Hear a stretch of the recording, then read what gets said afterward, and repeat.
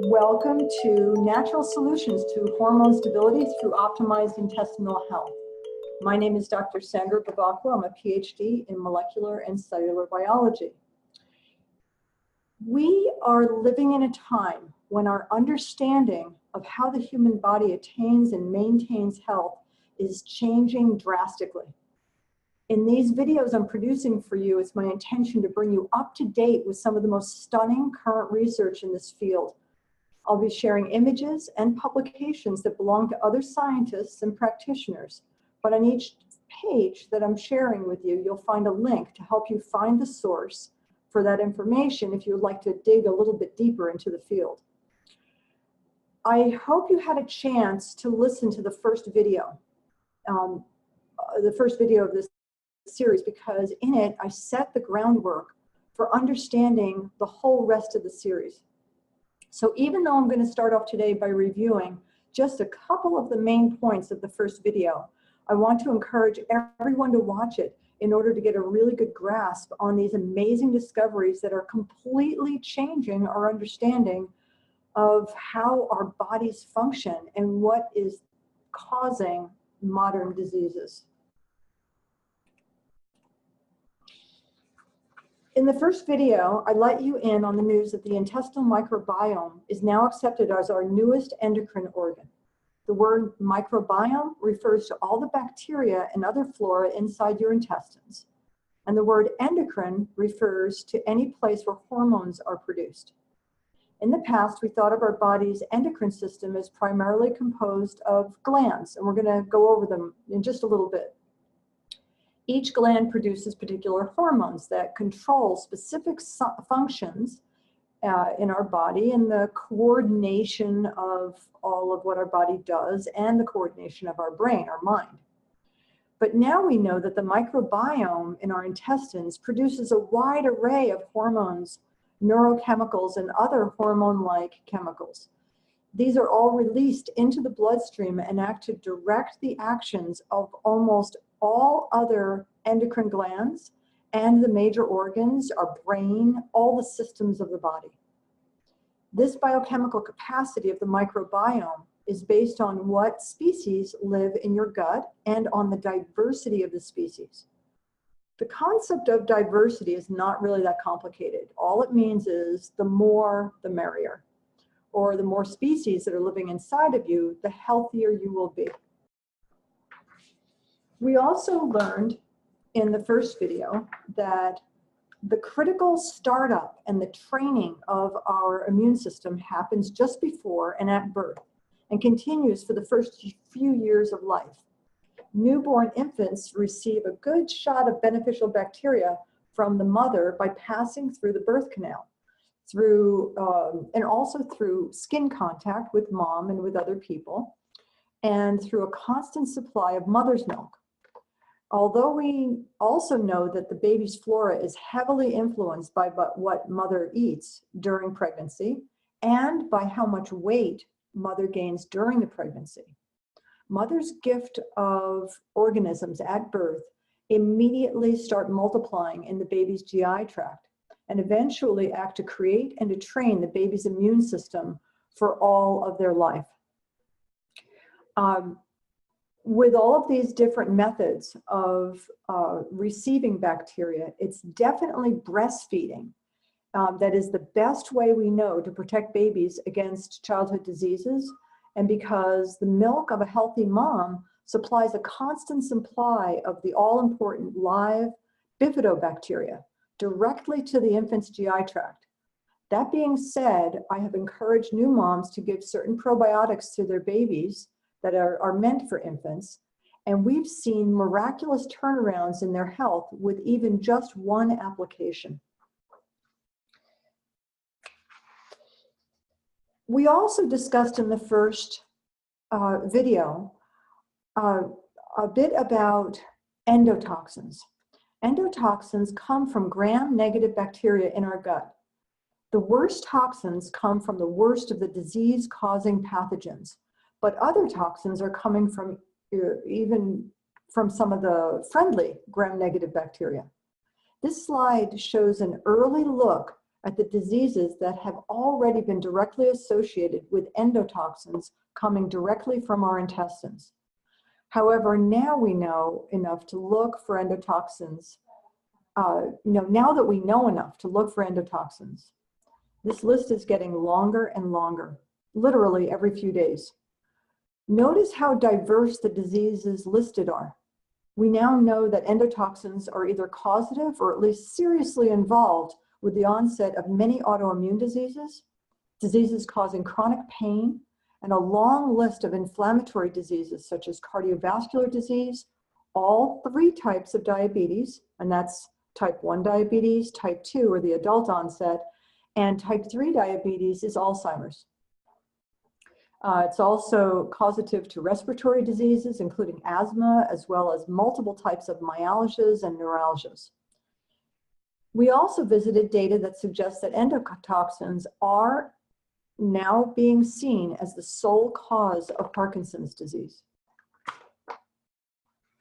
So, in my review of the research, I found a large number of diverse diseases have already been associated with imbalanced flora of the intestines. That imbalance of flora is called dysbiosis. And the resulting, dysbiosis is causing dysfunction to the gut microbiome.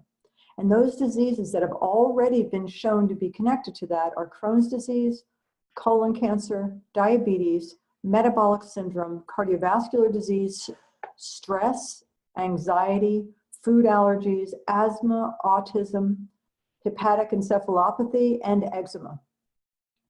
So it makes perfect sense to ask, who is living in the healthy microbiome? We know that we have tremendous diversity between individuals.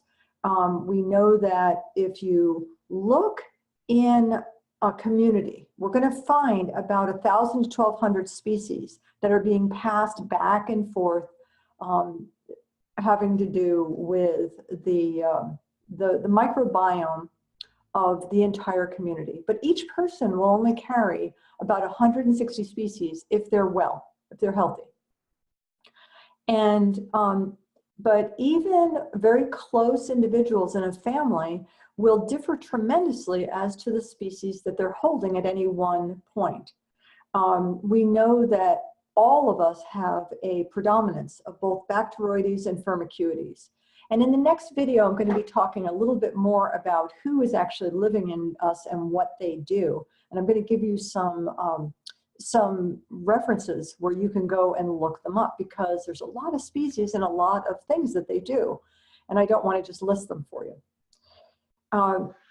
The species that live in us are heavily influenced by early events in our life. So we already talked about, birth, but the length of exposure to mother's milk is really, really important. And also what kind of milk we've been exposed to. Human mother oligosaccharides produces a very different microbiome and immune system than bovine milk oligosaccharides. So whether we're raised on mother's milk or cow's milk makes a huge difference. And I'll make a note here, one of the things that we've noticed is that goat's milk is actually much, much closer and produces a closer microbiome to the human microbiome than cow's milk does. So we also, I really like this image because this slide gives you a really nice overall look at what the microbiome of the intestines has control over. On the very bottom, it talks about the enteric nervous system, and that's the nervous system that lives in your intestines. So we're not talking about the brain, but the nerves around your gut. Actually, around your intestines, you have 1/10 of the nerves that you would find in the brain and the spinal cord altogether, in all of the major nerves. So that's a lot of nerves down there at the gut, and we are now calling this the second brain of the body. So we call that the enteric nervous system, and the microbiome is producing hormones and chemicals that are controlling that nervous system and the gastrointestinal tract. And it's also critical for the control of our metabolism and the normal development of the immune system. And we discussed that in the first video. It's also directing the production of our hormones that control our metabolic rate, our temperature control, energy levels, appetite, skin health, hair health, sexual function, cardiovascular health, and our sexual attraction to each other. Even our personalities are being controlled from our intestines, and so much more. For instance, did you know that there are species of bacteria that can actually cause you to lose weight without decreasing your food intake? We're going to be discussing more about how to regulate your weight and regain your healthy weight in the third video of this series. Also, by manipulating the microbes of the gastrointestinal tract, we can modulate, for instance, blood levels of tryptophan, which is an essential amino acid, and it's the precursor to serotonin, which is the neurotransmitter that makes us happy. So using probiotics, we can adjust serotonin levels in both the enteric and central nervous systems. We're going to be discussing how to regain our brain health in the fourth video of this series. And you know, it's the diversity of the flora or the number of species present that overtly controls the hormones of the HPAT axis. And we'll be talking about that today. We're going to be discussing hormone production and what you can do to regain hormone stability.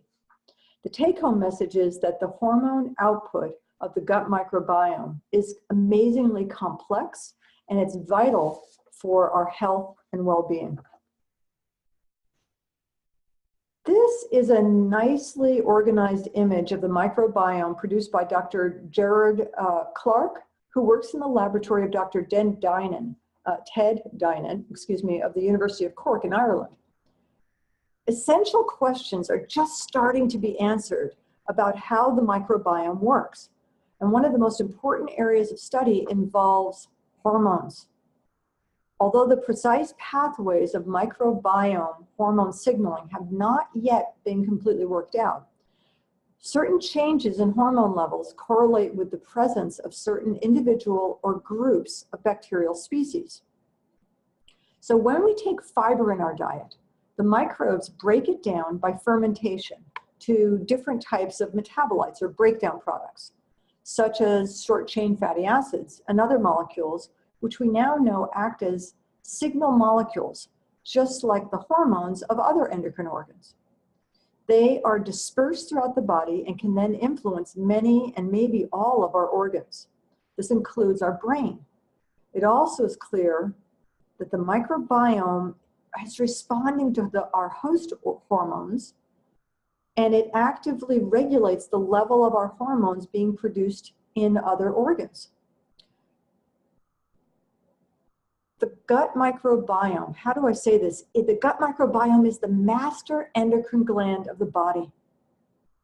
There's no other way to say it.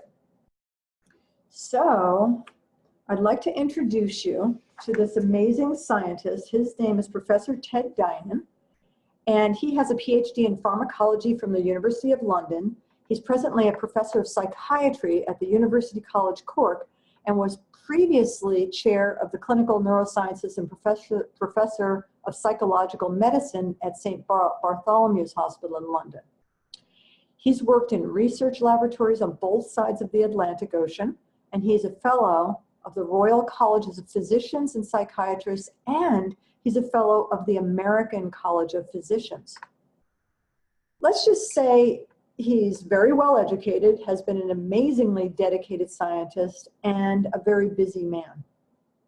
And I want you to know about him because he is changing your life. His main research interest is on the role of the gut microbiome in influencing brain function and development. Dr. Dinan and his team have been at the hub of the discoveries being made on what we now call the brain-gut microbe axis. And most of the images I'm going to be showing you today were produced by Dr. Dianen or one of his team of grad students or postdocs. Although I will give credit to the work of Drs. Light and Dr. Ernst. In 1992, they gave us the very first hints of the new field of microbial endocrinology. What they saw is that stress hormones can influence bacterial growth inside the intestines. However, Dr. Dianen must be credited with the discovery of the communication channels between the brain and the gut, and how it can be influenced by the tiny hormone-like molecules produced by intestinal microbiome. He has also made significant contributions to the literature on the regulation of the HPAT axis in situations of stress, and we're going to talk about that in just a bit. Within that context, Dr. Dianen has been recently focusing on the connection between depression and irritable bowel syndrome. And we're going to be discussing some of his most recent discoveries and much more in the fourth video of this series, which is Natural Solutions to Stress and Depression through Optimal Intestinal Health.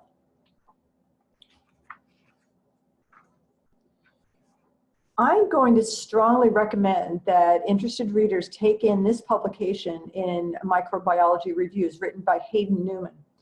This was written in 2015, so it's missing some of the most recent discoveries that our reproductive hormones are being produced in the gut, but it has a great chart of the correlation of most of the body's hormones and how they're controlled and even manipulated by both the healthy and unhealthy species living inside of us, and by what we eat. For example, there's now clear evidence that taking in gluten-rich foods causes the production of a signal that directly leads to lower thyroid function, which causes weight gain, memory loss, irritability, depression, and a host of other symptoms. I'll get to this again in just a bit. Here is that chart I was telling you about that lists the research that's been documented. It's documenting the correlation between hormones and the specific species that live in our intestines. This is only the very top of this chart. It is huge.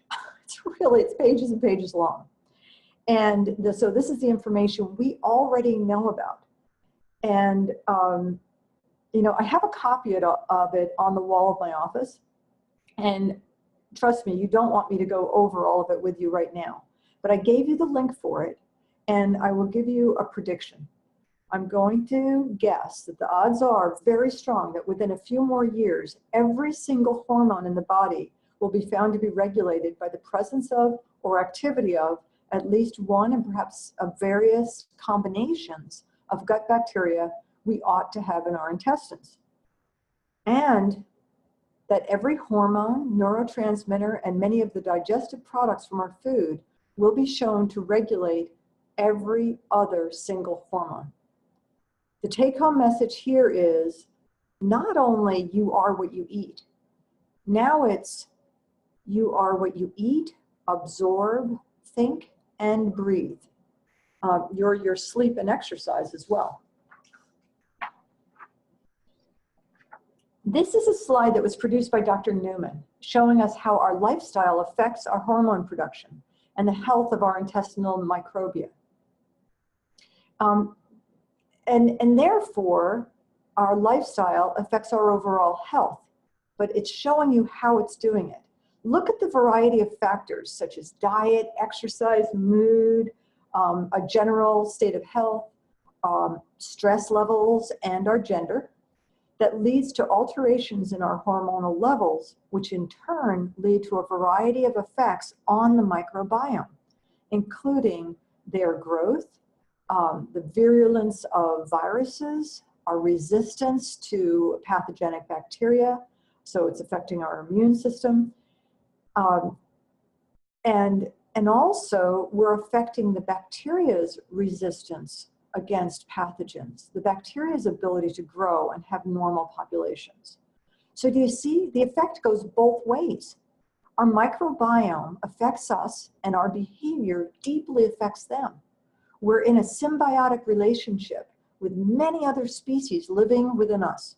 And these species are communicating with us and with each other on every surface of our bodies. This is like extremely sci-fi. So I mentioned the HPAT axis several times, and let me show you what that means. The HPAT is HPAT. It refers to the hypothalamus, pituitary, adrenals, and thyroid glands. We've always thought of the HPAT axis as our central stress response system. These glands all act like a tight family involved in crime. They're constantly talking to each other and whispering to each other and relying on the health of one for each other's safety and healthy responses, okay? They work as a team, and they're very, very tightly involved in controlling each other. The hypothalamus is the master regulator endocrine gland of the body and the brain, and is considered the control center for the body's autonomic or automatic responses, such as the function of our lungs and our heart, everything that happens without us trying to make it happen. And it's located in this very center of our brain.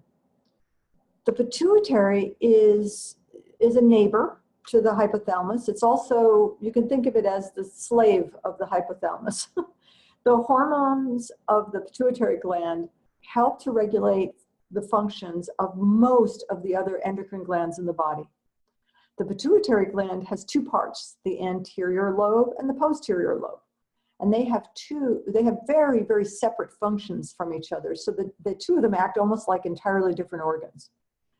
The hypothalamus is the pituitary's boss. It sends signals to the pituitary to release or inhibit its hormone production 24/7 throughout your life without a break, if you're lucky.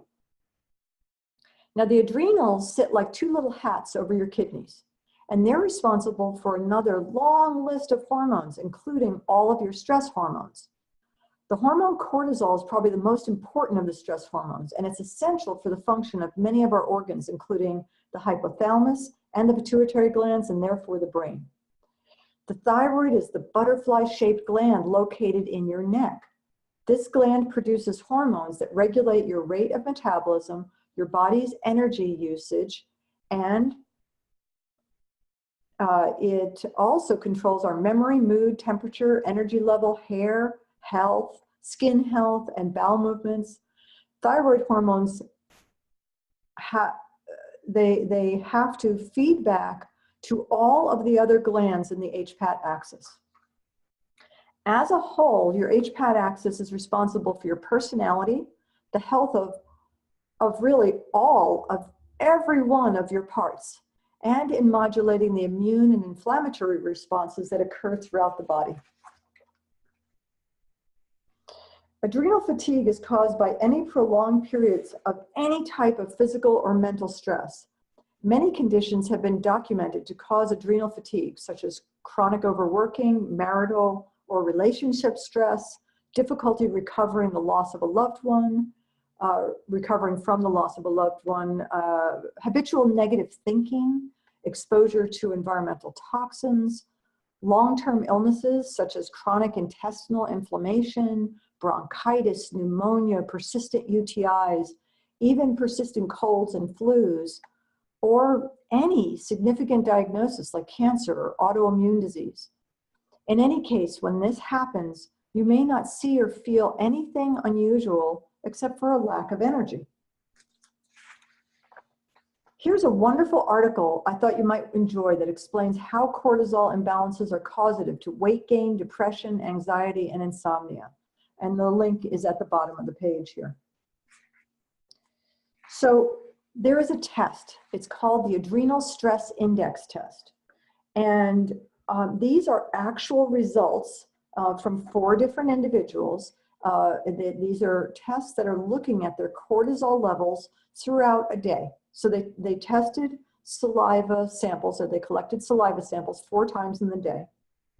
And the one in the upper left-hand corner is from a 60-year-old woman who started with results that were really boring to look at.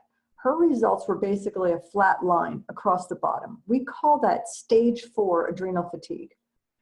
The poor dear, she was so exhausted, she was barely able to get her head off the pillow. And she had, but here in these results, I want you to see what normal looks like.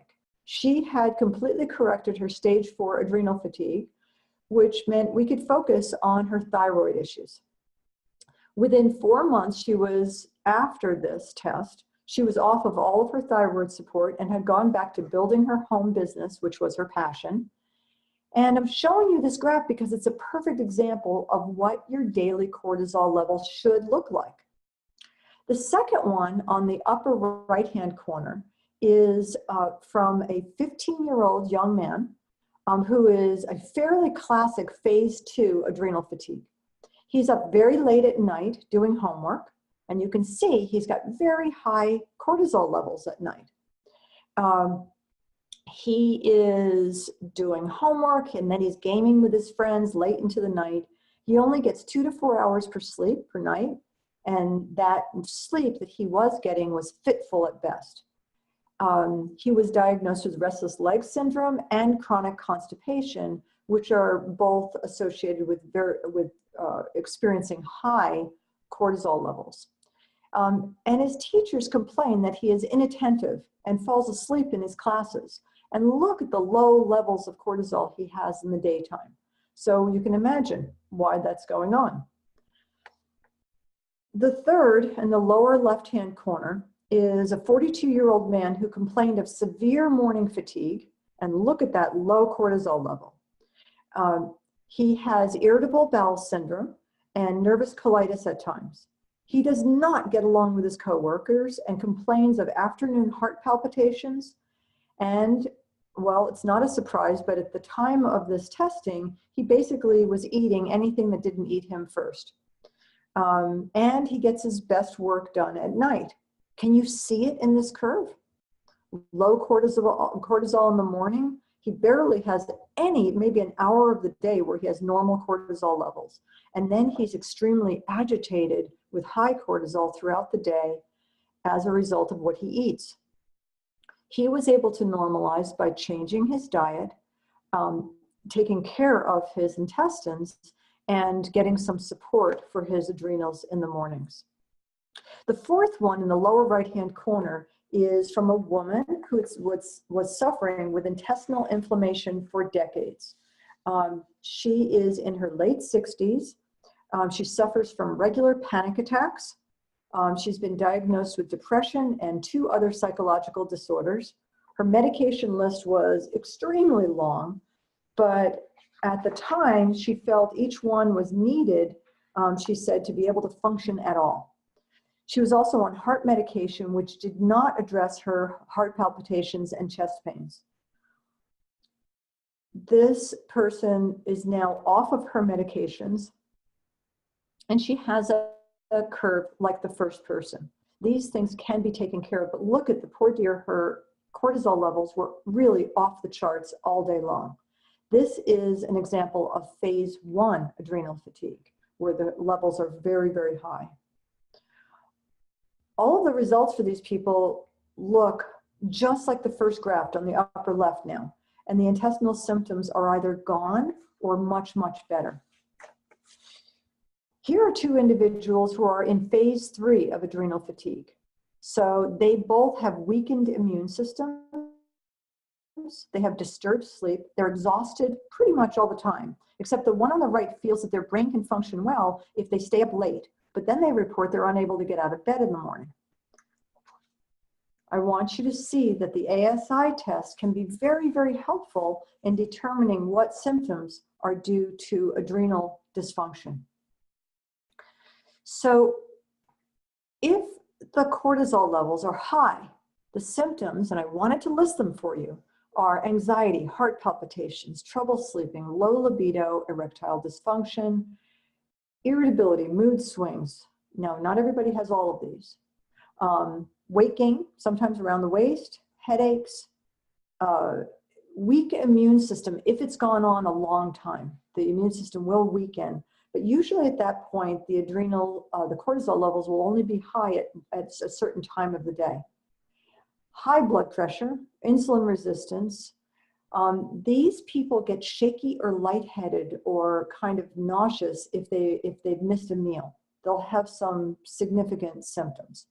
Whereas low levels are causing irritability, mild to moderate depression, interrupted sleep, low libido, aches and pains is a low cortisol level. There can be weight gain as well. There's going to be cravings. That's why they're gaining weight. They're going to go after sugar to raise the cortisol level. And because they have stressed the adrenals for so long, those adrenals can really cause, they're sitting there right on the kidneys, and they can cause the kidneys to spill out more sodium in the urine, and that gives you salt cravings. Oftentimes, by the time the adrenals have gotten to be, stage 3, stage 4, and you have low cortisol, you're also going to start having low thyroid symptoms as well. There can be low blood pressure. And a lot of people say, oh, my doctor loves my blood pressure. It's always so low. And that's a sign of low cortisol. There might be allergies. And there might be periods of fatigue that kind of come and go. People will report like a certain time of the day. I always get tired right at blank this time of the day.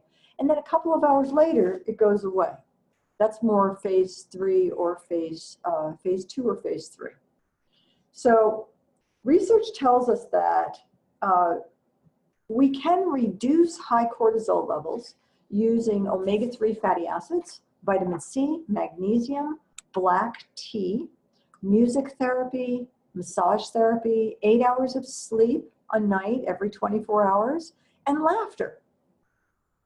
Now, to raise your cortisol, all you have to do is drink caffeine, take in sugar and simple carbs, over-exercise, get sleep deprivation. Melatonin actually can help if you're low in melatonin. Suffer from mental or emotional burnout, commuting, severe trauma or injury, chemical exposure, reduced serotonin levels, go into depression, or any other physical or mental stress. So I'm kind of joking with you here a bit, because these items on the right are exactly what most people are doing to themselves every day in order to self-medicate. They're self-medicating because their cortisol is low, or their cortisol is low at certain times of the day, and they have to go for that cup of coffee, that snack, work out really hard. They're in a habit of sleep deprivation, which is stressing them out. And they're doing this in order to get enough cortisol to be able to function. So what we really need is to give our adrenals some rest and relaxation. Stabilize your blood sugar. You want to eat protein and fiber with every meal, okay? Especially the fiber. I'm really going to push that. You heard it in the last video. You're going to hear it a little bit in this one, and you'll hear it in the next one too. Avoiding the processed food, going to bed, getting into good sleep hygiene, getting at least 8 hours of sleep a night, doing something relaxing every day. Think about what is your immediate stress relieving activity. Do you do deep breathing? Can you take warm baths, go for a walk, practice mindfulness meditation or prayer, receive a massage? Don't over-exercise. I can't tell you how many athletes come to me with adrenals that are completely shot. And some of them are professional athletes. So we can help with, there are ways of supplementing that can help you with this to get you over that. But if you feel fatigued, scale down the intensity of your exercise or take a day or two off to recover. The caffeine is not helping.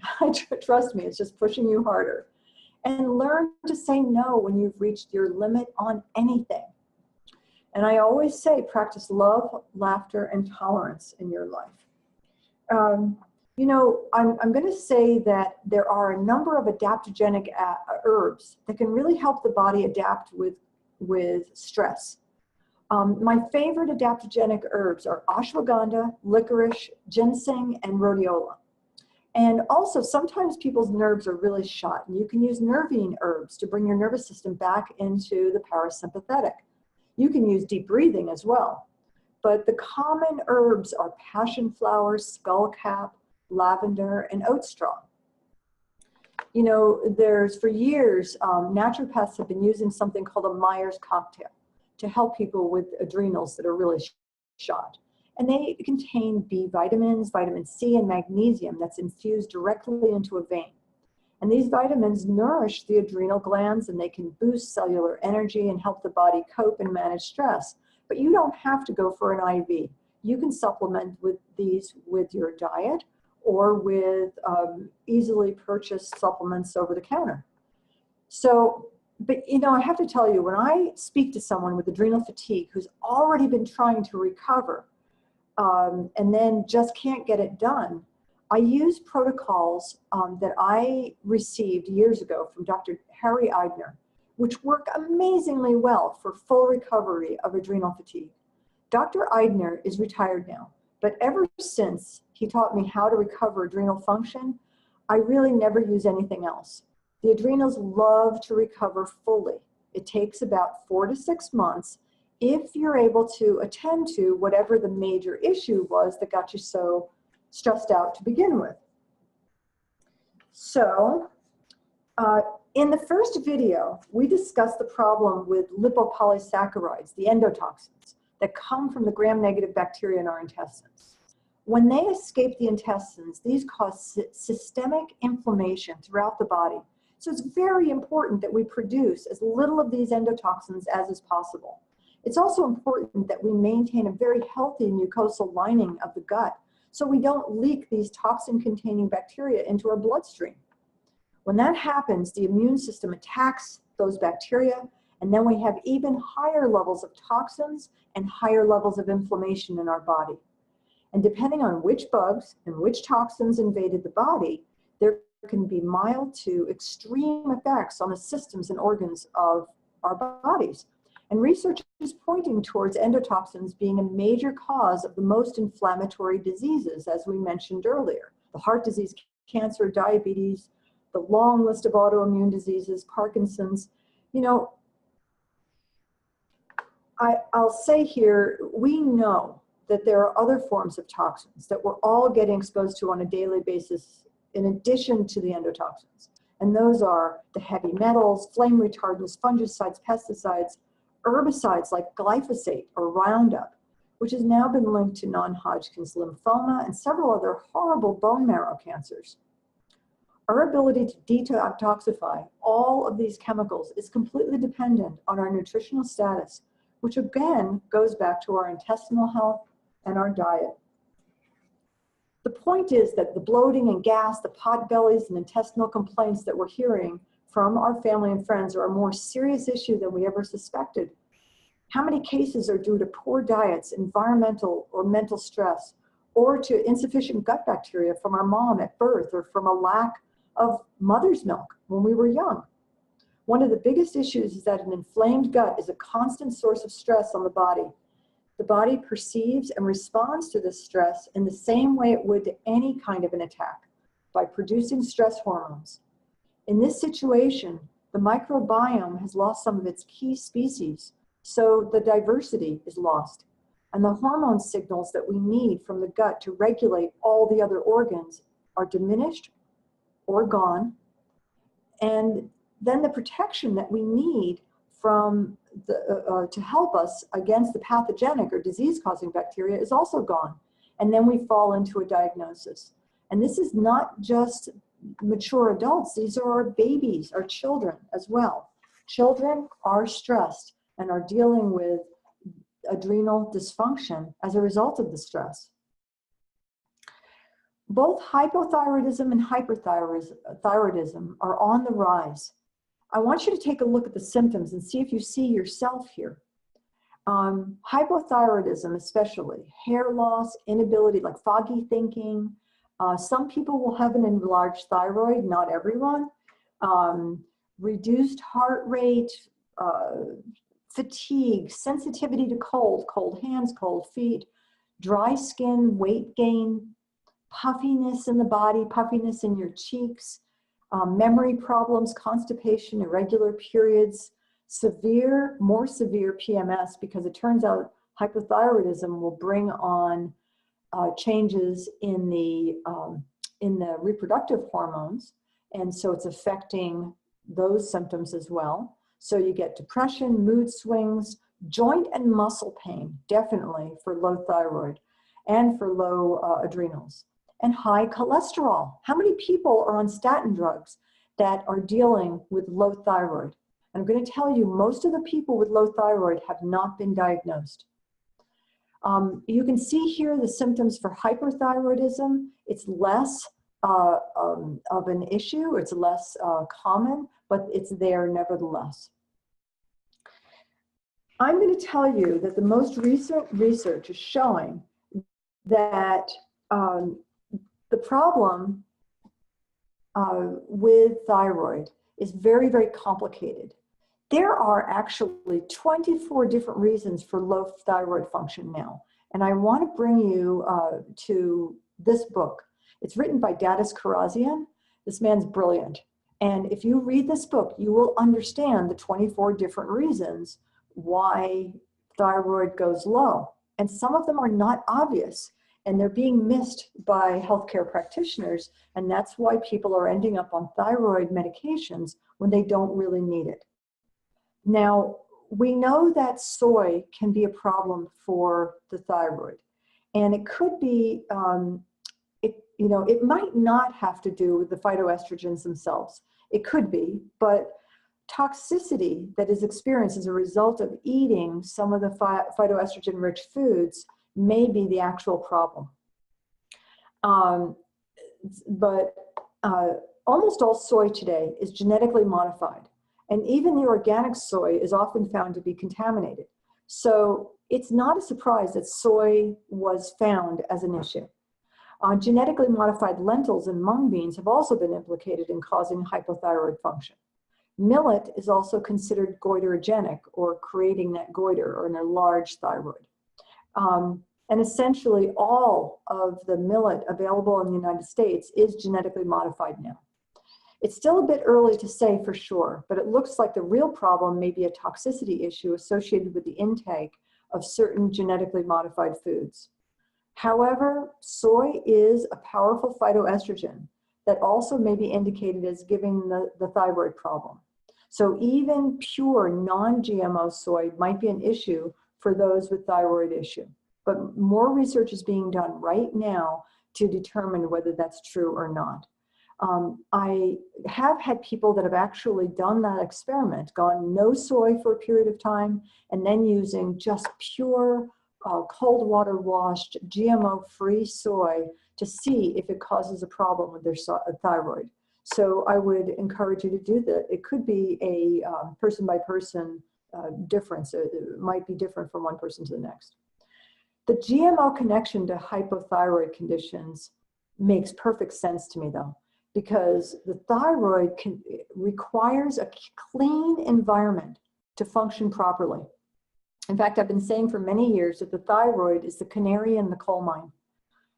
However, after many years of experience, I feel I can say that all individuals with Hashimoto's thyroiditis, and that's many of these people, are gluten sensitive. And what explains the gluten sensitivity connection with hypothyroidism? It's just a case of mistaken identity.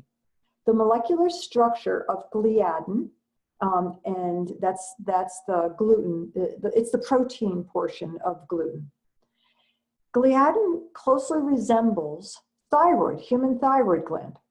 And when gliadin escapes the protective barrier of the gut and enters the bloodstream, the immune system tags it with antibodies for destruction. These antibodies to gliadin also cause the body to attack the thyroid tissue. This means if you have gluten sensitivity and you eat foods containing gluten, your immune system will attack your thyroid. We've known for several years that Hashimoto's thyroiditis can be brought on by the intake of gluten-containing grains such as wheat. This is likely due to the inflammation and eventual degradation of the intestinal mucosa, or the lining of the intestines, caused by gluten. Over time, the inflammatory reaction of the gluten allows for more of the body's waste to enter the bloodstream, leading to an ever-rising toxic load. And during the last decade, it's become common practice to use the herbicide Roundup as a drying agent for wheat. So our wheat is a particularly good source of glyphosate. This practice would also lead to rising toxicity that could be responsible for the precipitous rise in hypothyroidism in this country. So I wanted to show you here that if you have, Hashimoto's thyroiditis, or if you're dealing with any kind of low thyroid symptom, I want to show you the tests that you would have done. Here they are listed for you, and you'll have this video so you can take these down. This is the full line of tests to find out which of the 24 reasons you have.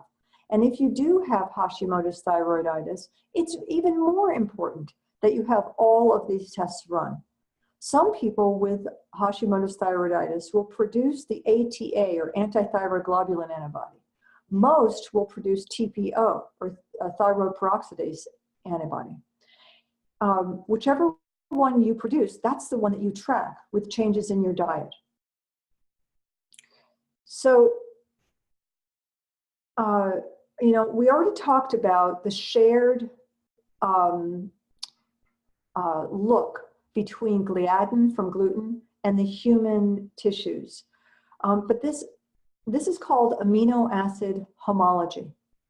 And it's not just between gluten and our thyroid. It also may be applied to casein. Casein is in dairy foods. And there seems to be cross-reactivity between the gluten and casein. And due to the similarity in how these items that can leak into our bloodstream look to the antibodies, when an antibody, let's say, is produced against gluten or gliadin, those antibodies could potentially mistake tissues in the brain or the thyroid peroxidase enzyme in your thyroid. They are thinking they're attacking gluten, but they're actually producing the thyroid by mistake. But we know that the TPO enzyme is definitely sharing the look of gluten, and it also shares part of the look of casein from dairy. So if you ever get really tired after eating bread, pasta, or a dairy product, I will strongly suggest that you listen to your body very closely and consider getting these tests done. So what about our reproductive hormones? We know that they are controlled by the HPAT axis as well, and ultimately by our intestinal microbiome. Sex hormone synthesis and metabolism is actually accomplished in the body by a complex cascade that involves hormones and enzymes of the HPAT axis, vitamin D synthesis, and the pineal gland hormone melatonin. This is a chart that I use every single day. It reminds me of the most important events that happen in the production of our reproductive hormones, and it reminds me of the pathways our body uses to break down or metabolize our hormones. I'm going to add here that since scientists have recently demonstrated that the skin has its own neuroendocrine system as well, these complex interactions may also occur in both the skin and the intestines. We don't know exactly yet that those are both happening, but it may very well be. So if you look on the very top and down a bit, you're going to see the action of vitamin D. We see that melatonin is involved, and we also see that our estrogens are produced on the bottom. You see your estrogens, and you have progesterone, DHEA, and just off the slide there, there's a testosterone and DHEA again. So what happens if we have problems with estrogen? I want you to recognize and see if you're having these problems. If the estrogen is high, if you're estrogen dominant, then you may have heavy periods if you're still having periods, anxiety, mood swings, depression, headaches for sure, craving sweets, maybe craving chocolate, having weight gain, fluid retention, swollen breasts might happen, especially in the younger women, fibrocystic breast disease, uterine fibroids, low libido. In men, it can cause enlarged breasts. So men can have man boobs. It can affect their erections, so ED and infertility. So in many women, especially the postmenopausal woman, we're going to have more of these other symptoms, the low estrogen symptoms, such as hot flashes, sleep disturbances, anxiety, mood swings, heart palpitations, dry hair or skin. Now notice a lot of these symptoms we already saw associated with the adrenals and the thyroid, right? The foggy brain, memory loss, hair loss. But with low estrogen, oftentimes there's vaginal dryness or atrophy. And in men, you can have excess belly fat and low libido. So yes, men actually need to have some estrogen as well. How about testosterone? For women, it causes a growth of coarse, dark hair, perhaps on her face, on her upper lip or her chin, chest, nipples. It can increase her mood swings, but also women and men will notice increased verbal skills if they have higher testosterone. They'll be more social. They'll have the ability to do greater decision making. In men, very high testosterone can increase their sex drive, cause increased energy, muscle production, bone density. They might get extremely aggressive. And think about the hot-headed 18-year-old. Okay, so lots of testosterone there, and it causes the Adam's apple to get very large. But again, greater decision-making, increased verbal skills. Testosterone is needed, but these hormones must stay in balance. If testosterone goes low in a woman, she's going to have sleep disturbances and hot flashes, osteoporosis, fatigue, thinning hair, decreased muscle mass, difficulty making decisions, and she might be a little bit less social than before. She might want to stay at home rather than going out with the family. Men are going to tend to have hair loss, sorry guys, low libido, decreased size of their genitals, increased body fat, decreased muscle mass. We see this in some of our older gentlemen, fatigue, infertility, difficulty making decisions, and less social, just like the ladies.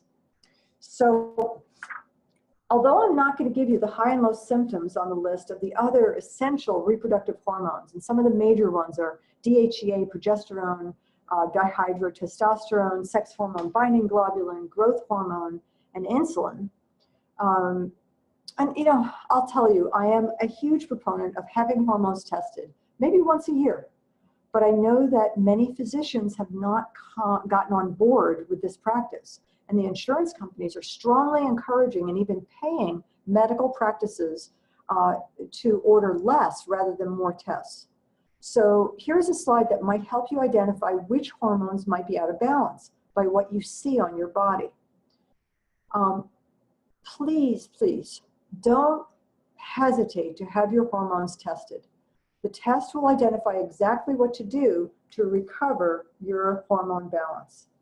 And if you would like to have a list of what hormones are generally tested, I'm happy to provide that. Just email the office and we will provide for you a hormone testing list. And we can also give you a questionnaire that you can fill out. So just go by symptoms and let's see which hormones might be needing to be tested. I want to give credit where the credit is due. Hippocrates in the 4th century BC observed a relationship between health and food choices. And he wrote that to the human body, it makes a great difference whether bread be fine or coarse, with or without the hull, whether mixed with much or little water, strongly wrought or scarcely at all, baked or raw. Whoever pays no attention to these things, or in paying attention, does not comprehend them, how can he understand the diseases that befall man?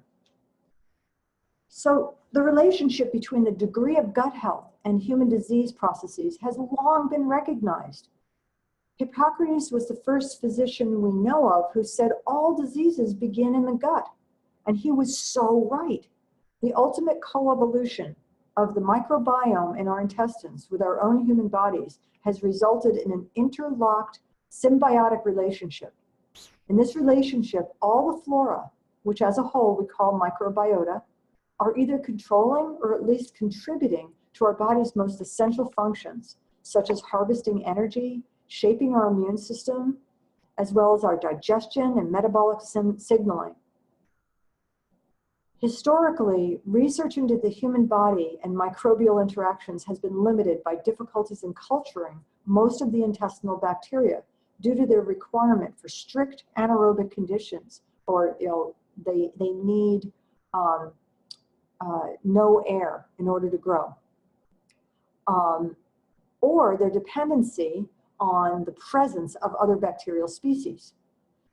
However, because of recent development of culture-independent genomic methods for characterizing gut microbiota, there's been a huge resurgence in the scientific interest in the contribution of the individual species and the microbiota as a group to the causes of disease today.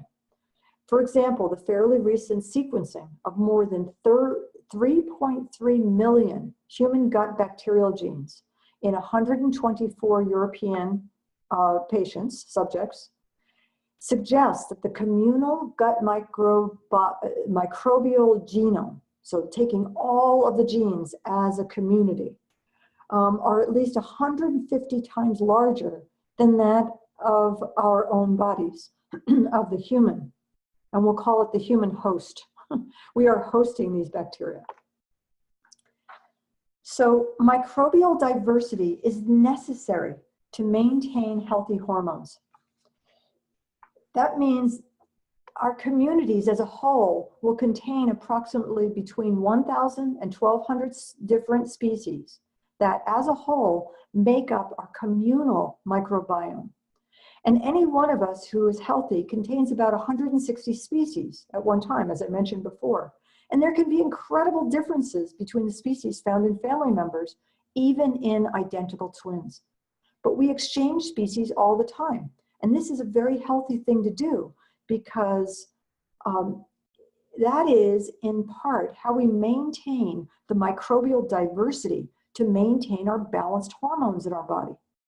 Every one of us, all the way from the youngest infants to the most mature, are suffering from stress and are in need of kindness and care from others, but also in need of contact from others. We need to learn as a community, as a world, to bring self-care into our cultures and communities. Our intestinal health is at the heart of our hormonal health, and our hormonal health is at the heart of our sense of happiness and joy. It's essential for our individual and communal survival that we all care for our endocrine glands and our microbiomes. And here's how you do it. This is what we know about balancing the hormones. By correcting the HPAT axis and the reproductive hormones, we can help to regulate our cholesterol levels, blood pressure, insulin levels, normalizing blood sugar levels, reducing depression, and decreasing abdominal fat. And this is in the case of actually using hormones to create balance. Excess amounts of estrogen causes weight gain in both men and women, and this is killing our country. So we can stimulate the breakdown of estrogens with cruciferous vegetables. We knew that they were healthy for us, and prebiotics and probiotics, all right? Women with insulin resistance frequently have elevated levels of testosterone, especially if they are in their reproductive years. Again, we have to attend to our diet, the prebiotics and probiotics. Our fat cells act like endocrine glands, and they are producing enzymes that converts male hormones into estrogen. The worst thing in the world is for a man to have belly fat because it's causing him to be estrogen dominant. Same thing for ladies. Estrogen dominance makes you miserable. We went over the symptoms before. And in order to do this, we must take care of healthy fat intake in order to produce proper hormones. Balancing hormones is a very delicate process. And although some of these are things that I'm mentioning to you are very easy to do at home, you want to work with a healthcare professional to restore healthy balance. The key here is to balance all the hormones with each other. So the key is in a very, very healthy, high fiber diet, a nutritious diet that's designed for your body. And it has to contain some form of live food and or a probiotic. We have to bring in that fiber. I'm going to push it over and over again, somewhere, somehow, either in supplementation, in your diet, somehow that fiber has got to get into your body, and a goodly amount of it. I'm going to be talking about details of how to know how much fiber to take in and which fibers in our next video. Take nutritional supplementation to make up your gaps. And what a lot of people are doing now is getting their blood chemistry done and having blood chemistry drive what supplementation they actually need. I can't emphasize it enough. 7 to 8 hours per night is absolute minimum to be able to have healthy hormones, all of the hormones. Do be social. It's important for your mind, for stimulation, and for your microbiome. Even casual contact with areas where other people have been touching is important for us. Exercise, 30 minutes, 5 times a week. This is what's needed. Now, exercise for one person is not the same as what it is for another. For someone that's infirm, they might even need to have passive exercise, someone else moving their body for them. But it's absolutely essential that it happens. Our body needs to move to be healthy. Resistance training, 20 minutes twice a week. Use resistance that's appropriate for your level of strength. For someone that's quite weak, maybe just the movement of their limbs is enough. Interval training, that means like high intensity, that's appropriate for your body, at least 4 minutes a day, 3 times a week. So intense for you. Stress management needs to be practiced daily. Deep breathing, mindfulness practice, prayer, meditation, qigong, tai chi, yoga, you do what works for you. Find something and do it every single day. There's all kinds of apps that are out. They're mostly free. Heart Math, Calm, Insight Meditation Timer, there's tons of them. And there's all kinds of stress relieving herbs. I mentioned some of them earlier. Using something that is knocking down that high cortisol is just the beginning. Also, consider a gentle detoxification of your body at least once a year. Get rid of those toxins that are causing the stress. I have free events on detoxification every year, and I lead a group of individuals through my own yearly detox every spring or early summer. So stay tuned. Here's some nutrients to address, specifically adrenal and thyroid imbalances. Vitamin D is essential, and many people, most people that I see tested do not have enough vitamin D. It is essential. The carotenoids, absolutely important. Those are the vitamin A type vitamins, and they're going to be in your colorful fruits and vegetables. But some people do not have the ability to get enough of those from their food. Their need is greater. They need to supplement. B vitamins. Now for the adrenals and the thyroid, B2 is especially important, but really all of the B vitamins are incredibly important for our nerves, our brain, to repair tissues. B vitamins are oftentimes needed for everyone. Vitamin C is also a big deal. If you are at all stressed, if you notice that you are bruising, if you have bleeding gums, if you have been through surgery, if you have stress, if you have immune system weakness, vitamin C is essential for you. At least take 2 to 3 grams a day. And I'm going to recommend a sustained released vitamin C, something that comes from food. It's going to be the best for you. Something that is, find great companies that are better than organic, that are doing testing of their products and have the best. And there are certain minerals that are very, very important for not only for our organs, but for all of our functions of our body. Zinc, magnesium, selenium, and iodine are all in question as being deficient in our bodies. So at this point, I'm going to open up for questions. I do have a free gift for everyone who has come to class today. It's called Simple Steps for Creating Happy, Healthy Bowel Movements, and it will be arriving in your inbox shortly. So let's see. I'm going to open up the chat. And hi, Chris. Nice to see you. And let me see. Jackie and Tony are asking, what if you have a combination of both? Hi, Annette. Let's see. So Jackie or Tony, would you tell me both what? Could you give me a little bit more, a combination of, are you thinking both thyroid and adrenal dysfunction? What is the both? Let's see. You know, one of the things I have, if that's what you're talking about, and that is a tricky thing, I have a chart that helps me determine who has hypothyroid and who has hypoadrenal, like hypoadrenemia it's called, or hypothyroid. And it gives me the hypoadrenal symptoms and it gives me the hypothyroid symptoms. For instance, you know, fatigue will be in both, but the let's see, a hypothyroid, well, oftentimes we will see the tingling hands from carpal tunnel. We might see coldness. The cold hands and feet are really classic thyroid. The constipation, that's thyroid. And if it's hyperthyroid, we will notice that there tends to be quicker bowels. So if the thyroid is being overstimulated, you'll tend to have diarrhea. There can be a goiter, that's definitely thyroid. But if there's, you know, the classic person with adrenal symptoms, they're going to tend to have very poor memory, really, they're going to have pain in the body, backache, they may have constipation or diarrhea as well, but they'll tend to be lightheaded. And the lightheadedness is from the low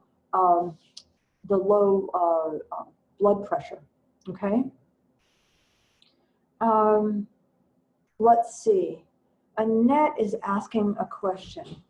So just to finish up that last one, I have a chart, and when people report their symptoms, I line it up, and it basically gives me an idea, like in the questionnaire that you'll fill out. You fill that questionnaire out, and it leans me more towards one or the other, but oftentimes it's hypothyroidism that is causing the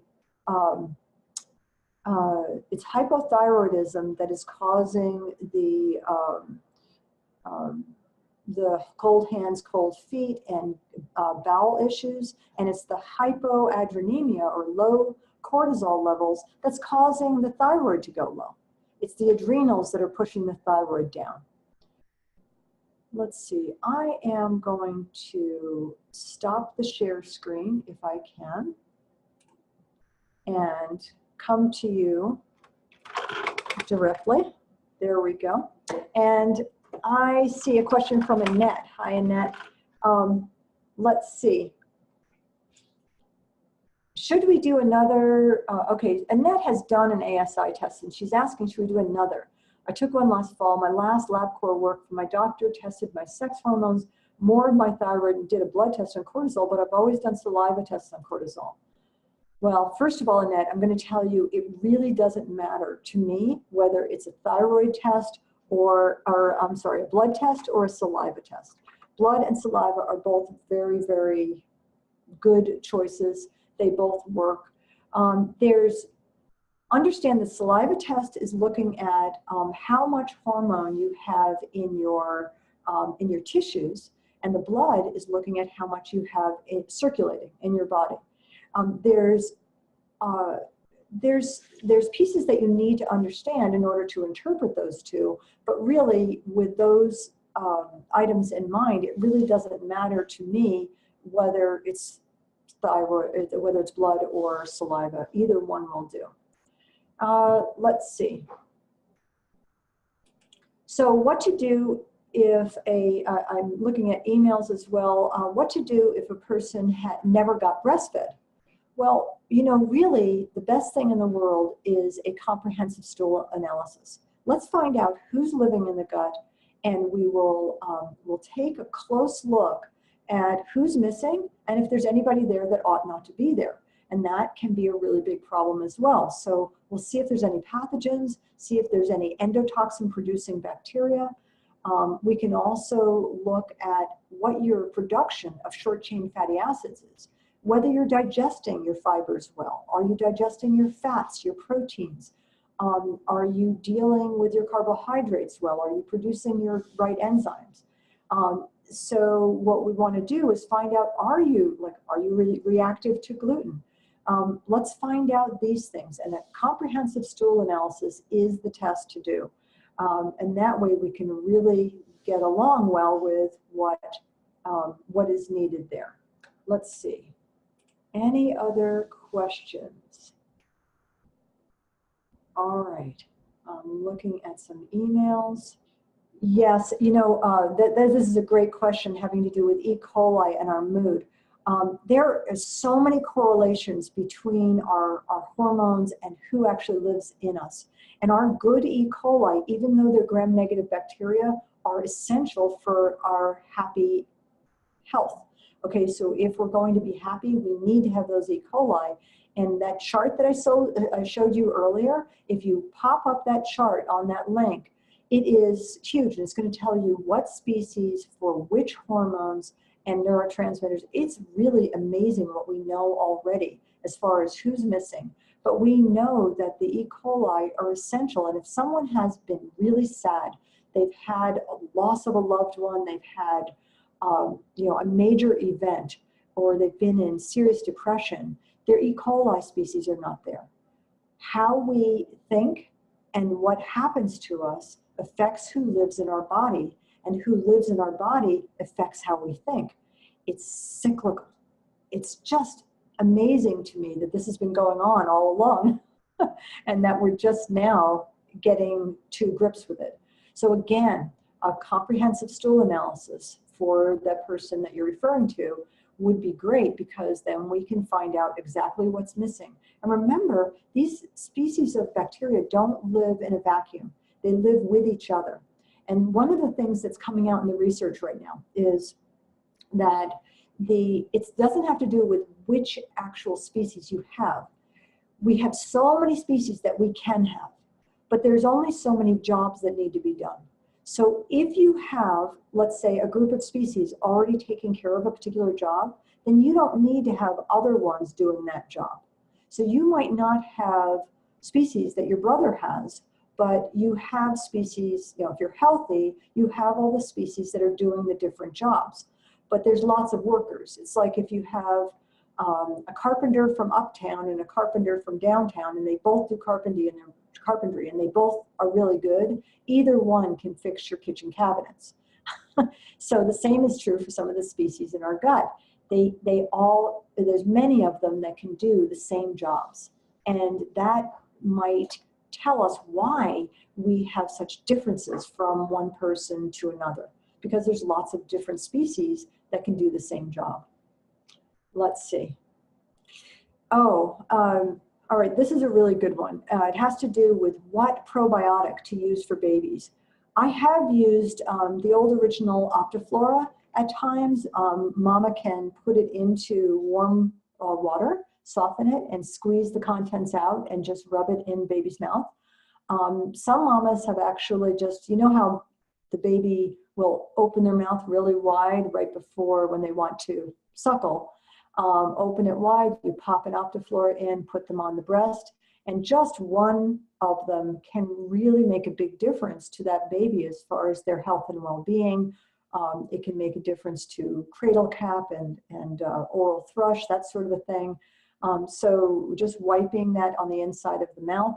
But there are, there's a Bifido infantis, which is one of the first bacteria that belongs in the baby's gut.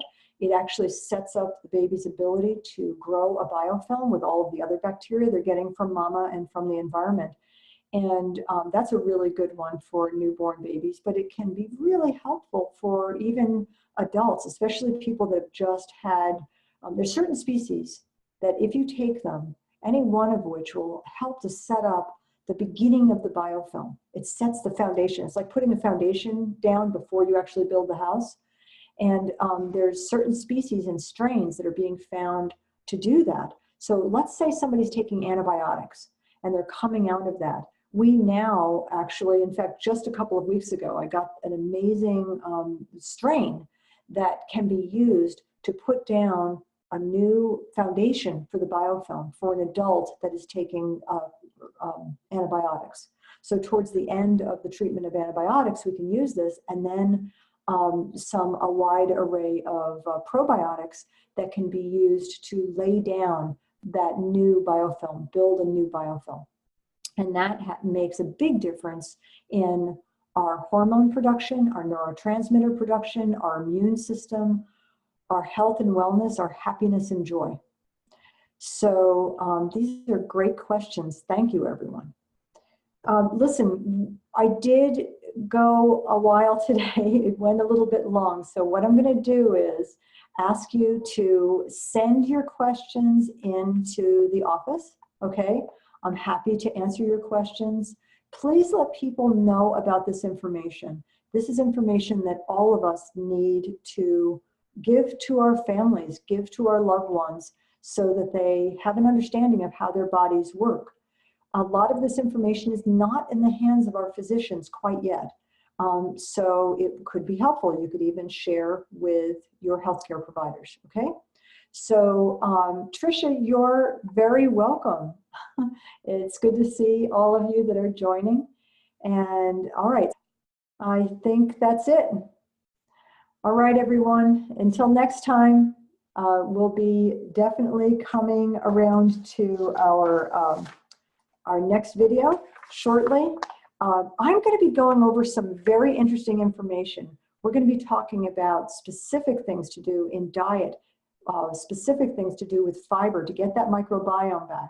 So even though the title is Natural Solutions to Your Best Weight Through Optimal Intestinal Health, I want you to come even if you're at a great weight. Because we're going to be talking about some individual pieces that I haven't had time to go over with you yet on the solution of how to bring back a great, healthy microbiome. And that's really where it's at. So until next time, everyone, bye-bye.